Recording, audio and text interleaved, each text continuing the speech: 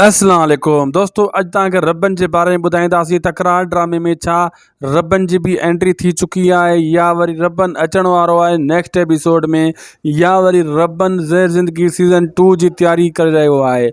असद कुरैशी जो छा साथी हूंदो रबनि, या वरी भावल वारनि जो साथ ॾींदो, या मूसा जो? इन ॻाल्हि में केतिरी सचाई आहे, इहा ॻाल्हि तव्हांजे अॻियां अॼु वाज़े कंदासीं दोस्तों। क्लियर कट तव्हांखे ॿुधाईंदासीं।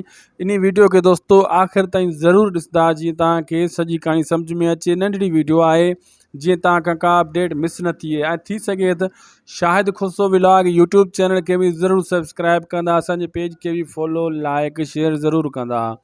दोस्तों मां तव्हांखे वाज़े करे ॿुधाईंदो हलां त इहे अफ़वाहूं हली रहियूं आहिनि रबनि जे बारे में। तकरार ड्रामे में छा रबनि एंट्री हणण वारो आहे? जीअं अचानक असद कुरैशी बि अची वियो। असद कुरैशी जो तव्हांखे असां क्लियर ॿुधायोसीं बाबा ईंदो, उहो अची चुको आहे, तव्हां ॾिठो आहे। हाणे ॻाल्हियूं हली रहियूं आहिनि रबनि यानी आज़म मेंगल जे बारे में। हू वाकई ईंदो या न ईंदो तकरार ड्रामे में? दोस्तों मां तव्हांखे क्लियर कट ॿुधायां पहिरियों त ज़हर ज़िंदगी सीज़न 2 जे बारे में जेकियूं ॻाल्हियूं हली रहियूं आहिनि इहे अञा पकियूं कन्फर्म न आहिनि थियूं। अञा 50% चांस आहे इन ॻाल्हियुनि ते। ऐं ॿी ॻाल्हि जेको दोस्तों आज़म मेंगल जेको तकरार ड्रामे में ॿुधायो वञे थो दोस्तों, अञा तकरार ड्रामे में बि उन जो को मुआहिदो नाहे थियो आज़म मेंगल जो। इहे बि ख़ाली ॻाल्हियूं हली रहियूं आहिनि।